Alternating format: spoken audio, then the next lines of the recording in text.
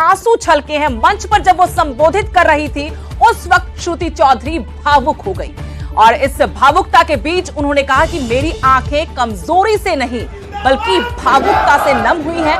Bhiwani Mahendragarh Lok Sabha seat से श्रुति का इस पर पार्टी ने टिकट काट दिया है। रावदान सिंह को यहां से पार्टी ने टिकट दिया है।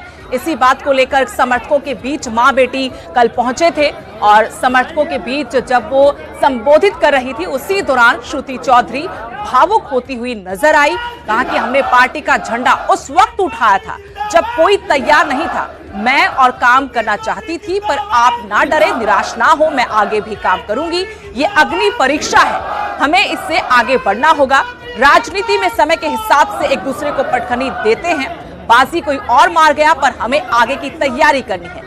तो पटखनी जो दी है इस बार रावदान सिंह ने दी है। हुड्डा खेमे से आते हैं। श्रुति का टिकट काटकर इस बार रावदान सिंह को चुनाव मैदान में उतारा है कांग्रेस ने भिवानी महेंद्रगढ़ सीट से। श्रुति चौधरी जिंदाबाद, जिंदाबाद। मेरी आंखें नम होती हैं तो ये भावुकता से होती है, कोई कमजोरी से नहीं। आप लोग मेरी आत्मा में बसे हुए हो। बाजी किसी और ने मार ली लेकिन तैयारी अब करेंगे ताकि आगे हमारा क्षेत्र, हमारे लोग पीछे नहीं रहे। मैं हमेशा के लिए आपके साथ खड़ी हूं। एक एक वचन जो मैंने एक एक भाई और बहन को दिया है, मैं उस वचन को अपने जीवन में परमात्मा मुझे इतना लायक बनाए और आपका साथ बना रहे, उस एक एक वचन को पूरा कर। बेटी श्रुति चौधरी की टिकट कटने के बाद किरण चौधरी भी तलख तेवर दिखाती हुई नजर आई। हुड्डा और दान सिंह पर दहाड़ती हुई नजर आई हैं किरण चौधरी। बेटी की टिकट कटने पर उनके तेवर अलग ही नजर आ रहे हैं। कल समर्थकों के बीच कहा कि जो हुआ बोलने की जरूरत नहीं है, आप सब जानते हैं। ये लड़ाई तब होती है जब सोचते हैं कि कोई आगे निकल जाएगा। हमने ईमानदारी से काम किया, कोई एक पैसे का आरोप हम पर नहीं है। और यहाँ किरण चौधरी ने इशारों में पूर्व सीएम भूपेंद्र सिंह हुड्डा पर बड़ा हमला किया। कहा कि हम उन लोगों में से नहीं है जिन पर हजारों करोड़ रुपए के केस हो। हमने इनकी तरह ना सीएलयू से कमाई की, ना विदेशों में करोड़ रुपए रखे हैं। इशारों में से, लेकिन उनके निशाने पर पूर्व सीएम और नेता प्रतिपक्ष भूपेंद्र सिंह हुड्डा थे। उनके खिलाफ केस चल रहे हैं। उन्हीं केसों का हवाला देते हुए कहा कि उन पर 1 रुपए तक का मुकदमा दर्ज नहीं है, आरोप तक नहीं है। हम उनमें से नहीं है जिन पर हजारों करोड़ रुपए केस दर्ज। हमने इनकी तरह सीएलयू से कमाई नहीं की। जो हुआ वो आप सबके सामने, कुछ बोलने की जरूरत नहीं। आप लोग सब समझदार हैं, सब जानते।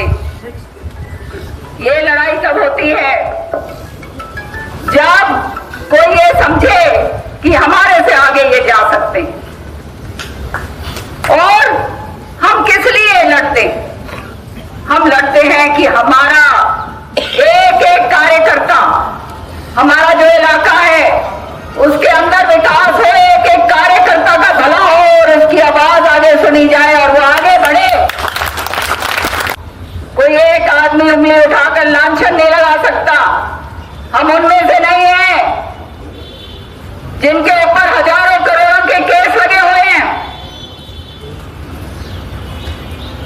जिनके बच्चे भगोड़े घोषित होते हैं,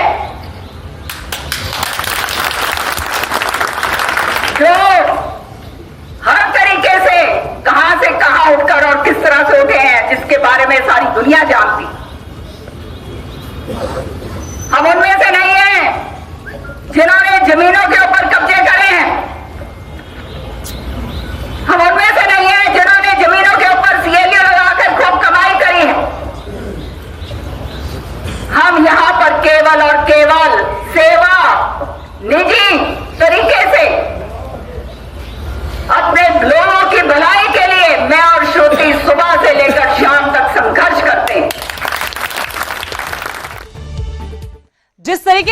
चौधरी ने तेवर दिखाए हैं। लगता है कांग्रेस की लड़ाई लोकसभा चुनाव तक सीमित नहीं रहेगी। जो कांग्रेस के अंदर लड़ाई चल रही वो दूर तक जाएगी। अगली खबर आपको बताते हैं, रोहतक लोकसभा सीट पर भी मुकाबला बेहद रोमांचक हो चुका है।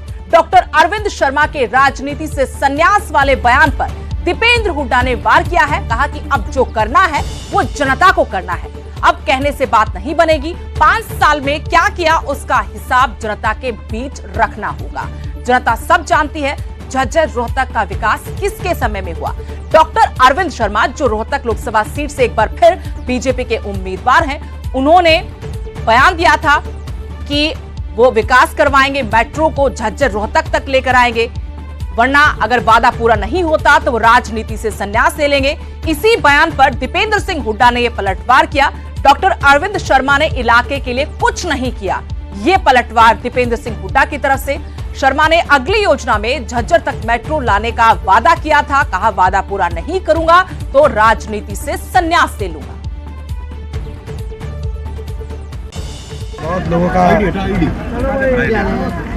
का बहुत समर्थन मिल रहा है, बहुत आशीर्वाद मिल रहा है और मुझे पूरा विश्वास है कि रोहतक लोकसभा क्षेत्र से बड़े बहुमत के साथ हम जीतेंगे और कांग्रेस 10 की 10 सीट हरियाणा के अंदर कांग्रेस का बेहतरीन प्रदर्शन रहेगा। अरविंद शर्मा कह रहे हैं कि एक बार और जीता दो, कि इस बार जीत गया तो झज्जर तक मेट्रो रेल नहीं आऊंगा। अगर नहीं आती है तो मैं राजनीति छोड़ दूंगा। देखिए ये अब वो क्या कह रहे हैं, पिछले 5 साल उन्होंने क्या किया।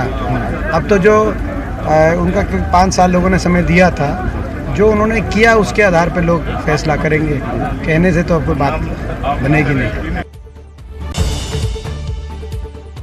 चुनावी रण में अब बयानबाजी तेज होती जा रही है। एक बार फिर से पूर्व सीएम मनोहर लाल ने सियासी विरोधियों पर जमकर निशाने साधे हैं। कहा कि हरियाणा में जो कथित शराब घोटाला, उस पर जो सवाल उनसे पूछा गया, क्योंकि लगातार यही मुद्दा उठाया जा रहा है विपक्ष की तरफ से, इस सवाल के जवाब में कहा कि अगर शिकायत आई तो जांच करेंगे, चाहे मेरे खिलाफ भी शिकायत क्यों ना आ जाए। शराब घोटाले का आरोपी जेल में बैठा है, मुख्य सूत्रधार है केजरीवाल। जब कथित शराब घोटाले हरियाणा का जिक्र हो रहा था, सवाल पूछा जा रहा था, तो उन्होंने दिल्ली शराब घोटाले को लेकर कहा कि शराब घोटाले का आरोपी अरविंद केजरीवाल जेल में बैठा है। कांग्रेस की लीडरशिप ऐसी कि किसी का वोट देने का मन तक नहीं करता। भाजपा की जीत का पहला श्रेय पूर्व सीएम मनोहर लाल ने प्रधानमंत्री नरेंद्र मोदी को दिया, तो दूसरा राहुल गांधी को। और इस बयान के जरिए उन्होंने राहुल गांधी पर बड़ा तंज कसा है।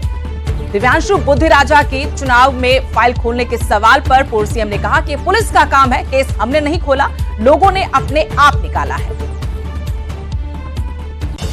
घोटाला जो जिसने किया है वो जेल में बैठा है, ठीक है ना। और मुख्य सूत्रधार शराब घोटाले का अब तो कोर्ट ने भी कह दिया है कि शराब घोटाले का मुख्य सूत्रधार जो है केजरीवाल है।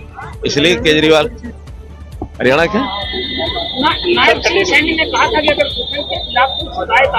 हाँ, शिकायत कोई आएगी, किसी के खिलाफ भी आए, चाहे मेरे खिलाफ आए चाहे किसी और के खिलाफ आए, हम कभी भी जांच कराने में कभी हिचकते नहीं है। दूध का दूध पानी का पानी होता है। इसलिए उन्होंने ही कहा, उन्हीं के साहबजादे ने कहा कि ऐसा ऐसा घोटाला हुआ, हमने कहा शिकायत लिख के देंगे, जिसके भी खिलाफ आएगी उसके खिलाफ जांच होगी। हमें मालूम है कि कांग्रेस को कैंडिडेट्स की बात नहीं है, कांग्रेस की लीडरशिप ऐसी है कि कांग्रेस को वोट देने का किसी का मन ही नहीं करता। अगर हमारे हरियाणा में भारतीय जनता पार्टी के देश में राज लाने के लिए अगर पहला श्रेय है तो वो तो जाता है हमारे नरेंद्र मोदी, जो देश के प्रधानमंत्री, यशस्वी प्रधानमंत्री है। और अगर मैं कहीं लाइट वेन में कहूं तो दूसरा श्रेय तो मैं राहुल गांधी को ही दे दूंगा। देखिए ये पुलिस का काम है, हमारा नहीं है। पुलिस जो करेगी। उनके बारे में मैंने भी पढ़ा है कि वो पीओ हैं और पीओ के नाते से उन्होंने जो है कभी पुलिस में पेश नहीं हुए, कोर्ट ने पीओ घोषित कर रखा है। अब पुलिस क्या करेगी उनका काम हमारा नहीं।